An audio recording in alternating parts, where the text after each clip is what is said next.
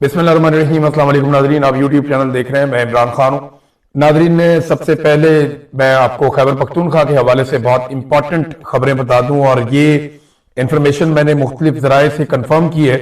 अली अमीन गंडापुर के बारे में मैंने आपको कई मरतबा बताया था कि जब वो खैबर पख्तूनख्वा के वज़ीर आला बने तो उनके पास खैबर पख्तूनख्वा में इख्तियारात नहीं थे। इख्तियारात बहुत कम थे। चंद चीजें वो कर पाते थे, कुछ चीजें वो नहीं कर पाते थे। वो अपनी मर्जी से चीफ सेक्रेटरी तब्दील करना हो, ट्रांसफर पोस्टिंग हो, या बहुत सारे मामलात हो, वो अली अमीन गंडापुर नहीं कर पा रहे थे। और उसके बाद जब सुहेल आफरीदी साहब आए तो ये तवक्को की जा रही थी कि शायद ये कंट्रोल हो जाएगी ब्यूरोक्रेसी। लेकिन मैं आपको जिम्मेदारी के साथ एक खबर दे रहा हूं कि ब्यूरोक्रेसी की एक बड़ी तादाद को और पुलिस के सीनियर अफसरान को और बहुत सारे इदारों को वफाक और एस्टेब्लिशमेंट कंट्रोल करने की कोशिश कर रहे हैं। और सिर्फ कोशिश नहीं कर रहे, वो बहुत हद तक कामयाब भी हैं। हत्ता कि एंटी करप्शन को मजबूर किया जा रहा है कि वो खैबर पख्तूनख्वा के वुज़रा के खिलाफ इस वक्त मुकदमात बनाए। यानी एंटी करप्शन के कुछ लोगों के ऊपर ये दबाव डाला जा रहा है, और आने वाले दिनों में एंटी करप्शन में कुछ रद्दोबदल करने के बाद आप देखेंगे कि मुकदमा शायद बनाए भी जाएं। सुहेल आफरीदी साहब के पास भी उस तरह से इख्तियारात नहीं है जिस तरह अली अमीन गंडापुर साहब के पास नहीं थे। और हालात बहुत पतले, क्योंकि देखिए ताकत का यहां कानून चलता है, एस्टेब्लिशमेंट का सिक्का चलता है। एक छोटा सूबा है, फिर जो एक पॉलिटिकल पार्टी है वो गैर रवायती पॉलिटिकल पार्टी है, कोई खानदानी पॉलिटिकल पार्टी नहीं है। मिडिल क्लास से उठ के एक वजीर आला बना है और पूरा निजाम उससे लड़ने में लगा हुआ है। ऑफिसर जो है वो बात मानते नहीं है बहुत सारे, यानी कोई ना कोई बहाना या कोई ना कोई चीज होती है। कोशिश ये की जा रही है कि खैबर पख्तूनख्वा के अंदर गवर्नेंस के मॉडल को फेल किया जाए, लेकिन इसके बावजूद बड़ी उनकी ये कामयाबी है कि वो कुछ ना कुछ करते रहते हैं, कोई ना कोई एक्टिविटी करते रहते हैं, और अपने विजन के मुताबिक, अपने मंशूर के मुताबिक वो अब भी बाकी सूबों की निस्बत अच्छी कारकर्दगी दिखाने की कोशिश कर रहे हैं, रोड़े अटकाए जाने के बावजूद। ये उनकी अपनी एक पर्सनल कैपेसिटी है, और बड़ी बात है इस माहौल में काम करना। सुहेल आफरीदी साहब ने ऑपरेशन को रुकवाने की हर मुमकिन कोशिश की। ये जो खैबर पख्तूनख्वा में ऑपरेशन हो रहा है, इसको रोकने की उन्होंने सारी कोशिशें की। सुहेल आफरीदी ने, इन्होंने असेंबली के अंदर बात की, सड़कों के ऊपर बात की, अदालतों में खड़े होकर बात की, अडयाला के बाहर खड़े होकर बात की। इसके ऊपर इन्होंने बाकायदा जरगा बुलाया, उसके अंदर बात की, जलसों में खड़े होकर इस पे बात की। लेकिन ये सिस्टम टस से मस नहीं हुआ, बल्कि सिस्टम ने फैसला कर लिया कि उन्होंने ऑपरेशन करके रहना है, और अब वादिये तीरा को खाली करवाया जा रहा है। अब जब कुछ और नहीं है, देखिए एक वजीर आला लड़ाई तो कर नहीं सकता ना, जंग तो नहीं लड़ सकता, वो आवाज ही उठा सकता है। एक पॉलिटिकल आदमी यही काम कर सकता है, अवाम को शऊर दे सकता है, उनके पीछे जा सकता है, हकायक सामने रख सकता है, एहतजाज कर सकता है। तो वो ये कर रहा है, लगातार कर रहा है सुहेल आफरीदी। अब सुहेल आफरीदी ने कुछ स्टेटमेंट दिए हैं वादिये तीरा जाने के बाद। अपनी जान को खतरे में डाला, अपने साथियों की जान को खतरे में डाला, और ये खतरा मोल लेकर वो वादिये तीरा में मुतासरीन के पास पहुंचे। और जिस तरह उनको मुतासरीन मिल रहे थे सारा दिन और शाम को, वो मनाजिर देखने से ताल्लुक रखते हैं। जिस तरह उनको बच्चे मिल रहे थे, बुजुर्ग मिल रहे थे, एक एक गाड़ी के पास जाकर वो पूछ रहे थे, और जो कतारें लगी हुई थी, लोगों को नहीं छोड़ा जा रहा था, उनकी रजिस्ट्रेशन नहीं की जा रही थी। सुहेल आफरीदी ने वहां जाकर एक्शन लिया और कम से कम लोगों की वो जो लंबी लंबी कतारें हैं उनके अंदर उनको रिलीफ दिलवाया। अब सुहेल आफरीदी साहब ने कहा कि ऑपरेशन का ऐलान करके अवाम को दुख और तकलीफ में झोंक कर बेसहारा छोड़ दिया गया। मैं इनका असल चेहरा अपनी कौम के सामने बेनकाब करूंगा। मैं आपसे हमेशा सच बोलूंगा। आपकी तकलीफ मेरी तकलीफ है। मुतासरा अवाम का तहफ्फुज और इज्जत अब मेरी बराह रास्त जिम्मेदारी है। फिर इसके बाद सुहेल आफरीदी ने कहा कि यह फौजी ऑपरेशन बंद कमरों में किए गए फैसलों का नतीजा है, जिसे हम पर बंदूक और बदमाशी के जरिए मुसल्लत किया गया है। नाकाम पॉलिसी पर सवाल उठाने वालों को कभी दहशतगर्दों का हामी और कभी स्मगलरों के साथ जोड़ दिया जाता है, जो सरासर नाइंसाफी है। इन पॉलिसियों की मुखालफत की वजह से इन्हें और इनकी कौम को निशाना बनाया जा रहा है, क्योंकि सब जानते हैं कि इनके सीने में अपने अवाम का दर्द है। ये बात जो सुहेल आफरीदी साहब ने अपने लोगों के बारे में वहां पे खड़े होकर ये बात की। फिर सुहेल आफरीदी ने मजीद वहां पे कहा कि तीरा के अवाम के साथ जो कुछ हो रहा है वो नाकाबिले कबूल है। बार बार नाकामी के बावजूद बंद कमरों में किए गए फैसले मुसल्लत किए जा रहे हैं।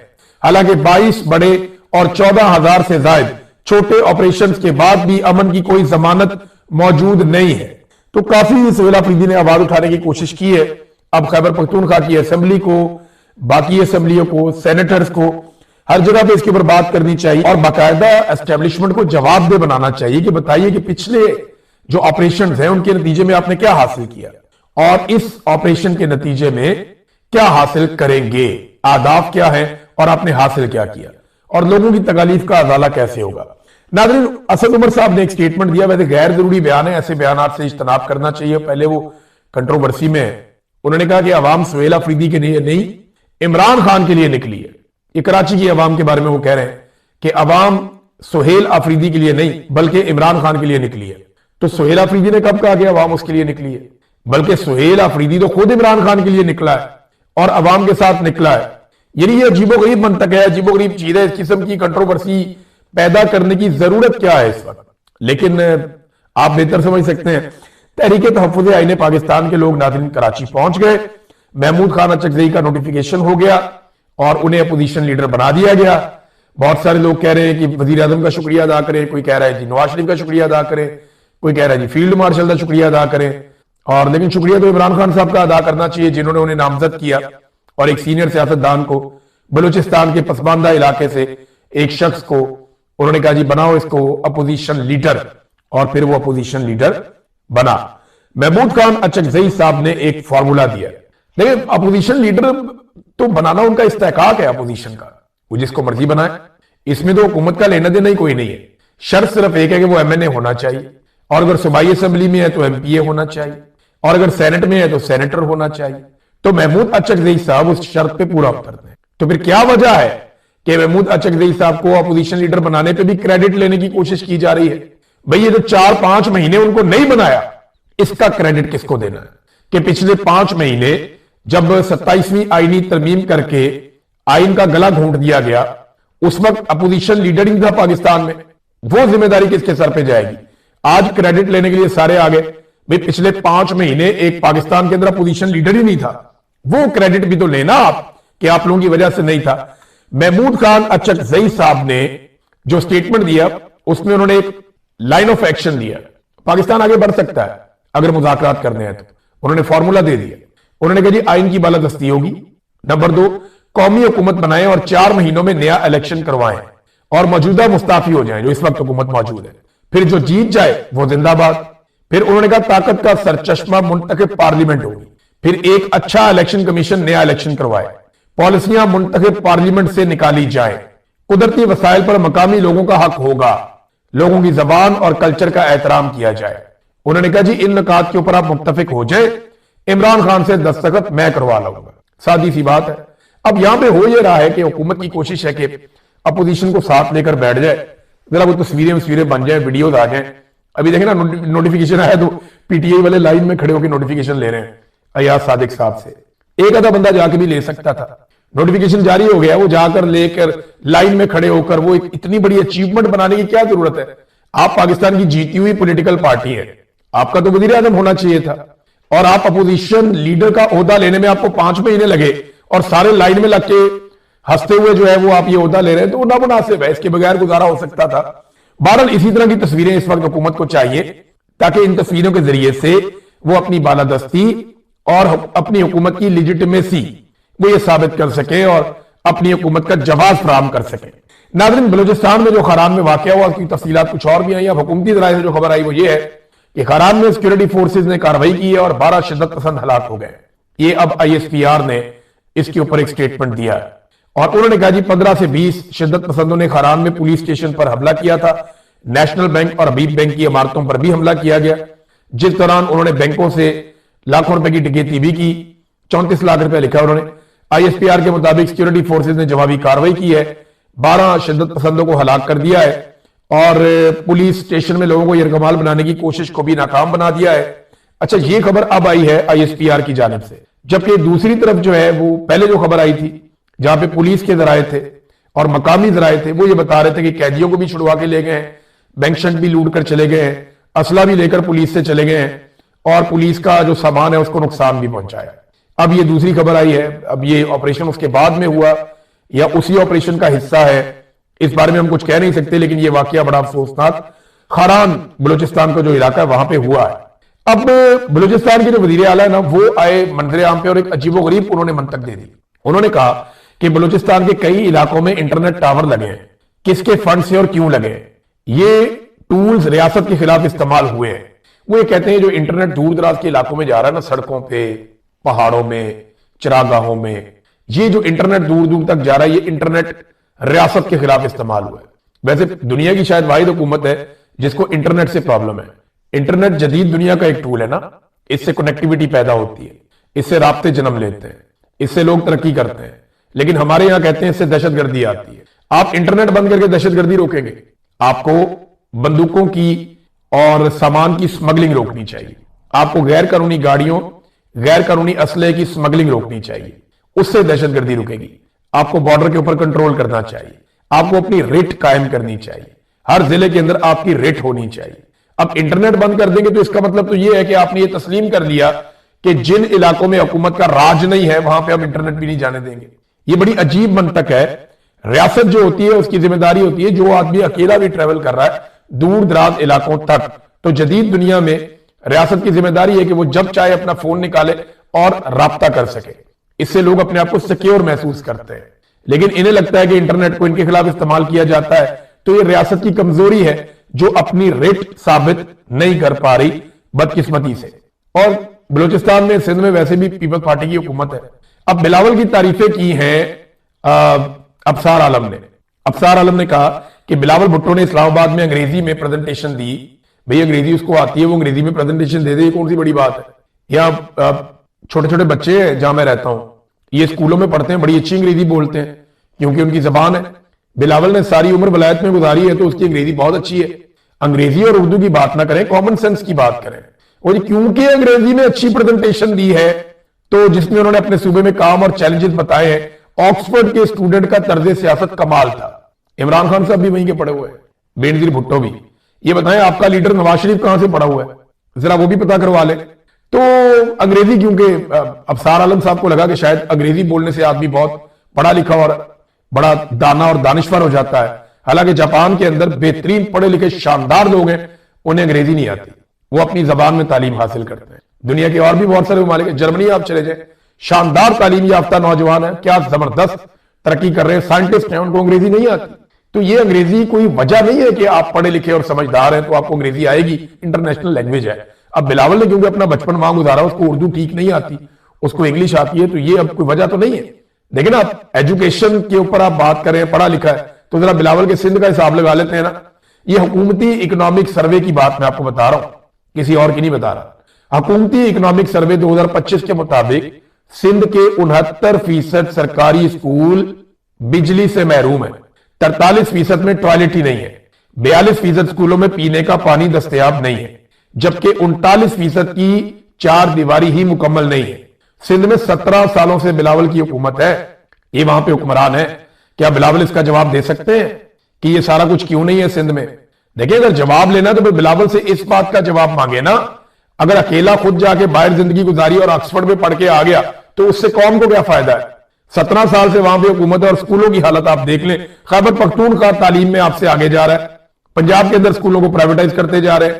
ان کی پریورٹی نہیں ایجوکیشن، ان کو پتا ہے جو تعلیم حاصل کر لیتا ہے اسے شعور آ جاتا ہے، وہ سوال پوچھتا ہے، سوال سے ان کو موت پڑتی ہے۔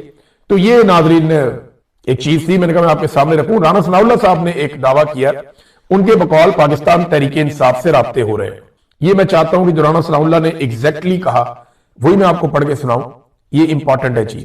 رانا صاحب نے کہا محمود اچکزئی اور سینئر پی ٹی آئی رہنماؤں سے رابطہ رہتا ہے، لیکن گالم گلوچ اور کلٹ بریگیڈ کی وجہ سے نام ظاہر نہیں کرتے۔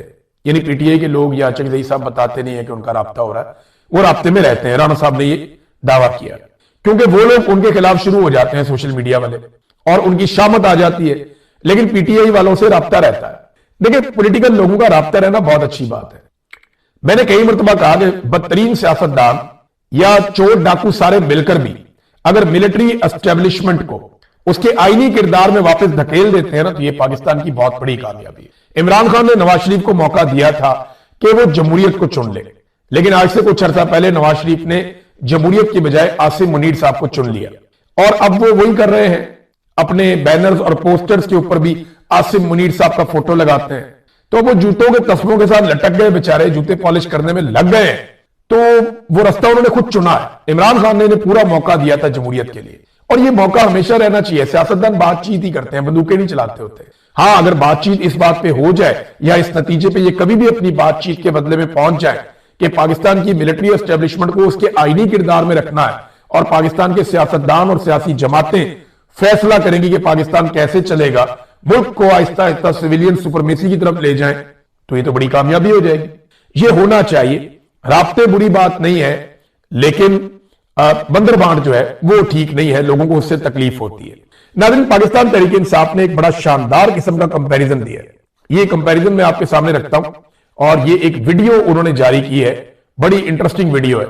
इसमें पहले पेज के ऊपर इन्होंने इमरान खान साहब और आसिम मुनीर साहब का फोटो दिखाया, 2022 और 2025 लिखा, फ्रॉम बूम टू बस्ट, यानी कहां ऊंचाई से नीचे गिरावट की तरफ ले गए पाकिस्तान को। आसिम मुनीर साहब ने वैसे जुलाई 2023 में कहा था कि एक आधे साल में पाकिस्तान को, मुस्तकबिल को, वो पता नहीं मईशत को कहां ले जाएंगे, लेकिन एक साल के बाद पाकिस्तान डिफॉल्ट के दहाने पे खड़ा था, और आज पाकिस्तान की मईशत तबाही और बर्बादी की एक दास्तान है।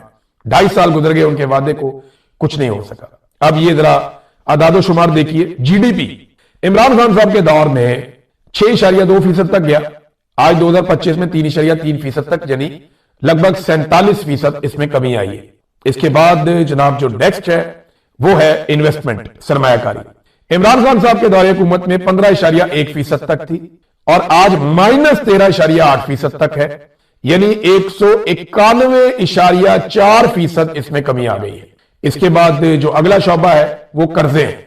इमरान खान साहब के दौरे हुकूमत में पाकिस्तान बनने से लेकर अब तक जो कर्जे थे वो 49.2 ट्रिलियन थे, और आज ये 76 ट्रिलियन तक पहुंच गए हैं। यानी पाकिस्तान बनने के बाद से लेकर अब तक जिस तरह पाकिस्तान ने कर्जे लिए थे उससे कई गुना ज्यादा रफ्तार से इस हुकूमत ने कर्जे लिए हैं, और 55% ज्यादा कर्जे ले लिए।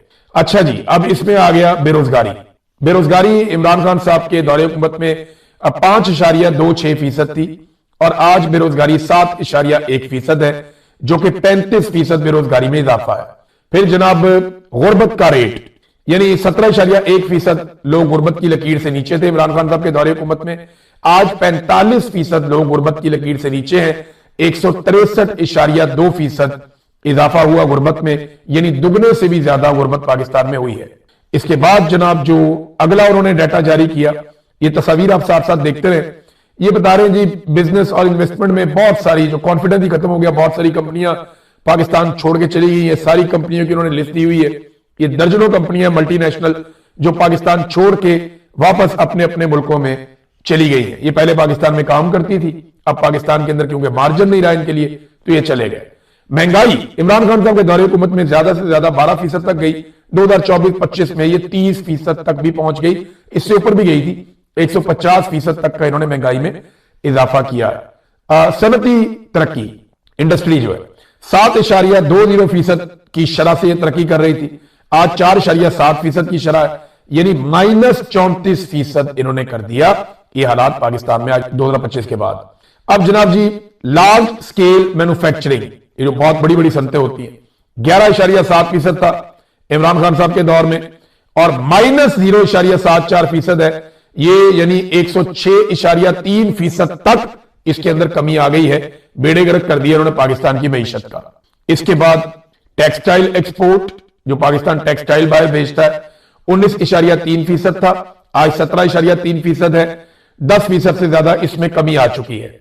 सर्विसेज सेक्टर, ये जो अब खिदमात जो आपकी बाहर जाती है, उसमें पाकिस्तान 6.2% था, आज 2.9% है, इसमें भी -53% पाकिस्तान नीचे गया है। ज़राई शोबे में पाकिस्तान के साथ क्या हुआ ये भी आप देख लें, 6.58% तक पाकिस्तान का ज़राई शोबा तरक्की कर रहा था, और पीडीएम के सरकार में ये पहुंच गया -13.4% तक, यानी 303.6% गिरावट आई है।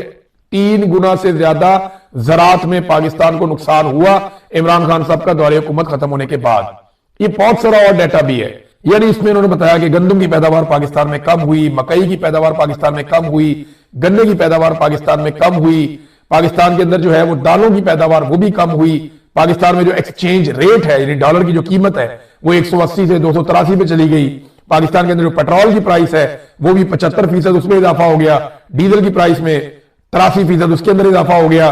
पाकिस्तान में जो दहशतगर्दी बढ़ी है, 971 बंदे मरे थे 2022 में, 4000 बंदे जो है वो मर गए 2025 के अंदर, ये दहशतगर्दी में मारे गए, शहीद हो गए, और 312% इन्होंने दहशतगर्दी के अंदर इजाफा कर दिया है।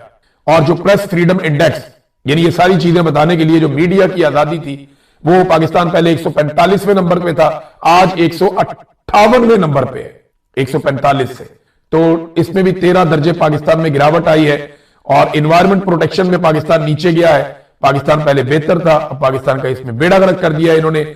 इसके साथ जो जो पाकिस्तान की बेहतर चीजें थी उनका सत्यानाश किया। बहुत सारी चीजें तो इसमें शामिल ही नहीं की। मैंने डाटा चेक किया, काफी चीजें जो है वो ठीक है। एक चीज नाज़रीन मैं जाते जाते आपको बता दूं, और वो है डोनाल्ड ट्रंप ने बाकायदा नाम अनाउंस कर दिए हैं गजा के उस बोर्ड के जो वहां पे अमन कायम करेगा और वहां तामीर और तरक्की करेगा। अगर बंदों के नाम आप देख लें, डोनाल्ड ट्रंप खुद इसके चेयरमैन है, मार्को रूबियो वजीर खारजा वो भी इसके मेंबर है, टॉनी ब्लेयर साबिक वजीर आजम बरतानिया वो भी इसके मेंबर है, जेरेड कुशनर ये दामाद हैं डोनाल्ड ट्रंप के, ये भी मेंबर है, स्टीव विटकोफ ये जनाब खसूसी नुमाइंदा है डोनाल्ड ट्रंप के, अजय बंगा ये वर्ल्ड बैंक के सदर हैं, मार्क रोवन ये 63 साल बिजनेसमैन है अमेरिका के, और रॉबर्ट गैब्रियल ये भी अमेरिकी सियासतदान हैं, तकारीर भी लिखते हैं डोनाल्ड ट्रंप की। तो ये सारे लोग हैं जो उसके अंदर शामिल हैं। और साथ ही साथ इन्होंने एक बैनुल-अक़वामी इस्तेहकाम फोर्स जो है, स्टेबलाइजेशन फोर्स, जिसमें पाकिस्तान और इंडोनेशिया की फौजों को भी जाना था, उसका सरबराह बना दिया एक अमेरिकी जनरल जैस्पर जेफर्स को, यानी ये भी अब अमेरिका की कमांड के अंदर चला गया। इसके ऊपर तफसीलन बाद में बात करेंगे। वैसे इसमें एक भी अरब ममालिक का बंदा नहीं है, ना किसी और मुस्लिम मुल्क का बंदा है। ये तो वो बोर्ड बना है जो इसराइल को सबसे ज्यादा पसंद आ सकता है। अब तक के लिए इतना ही। अपना ख्याल रखिएगा, अपने इस चैनल का भी। अल्लाह हाफ़िज़।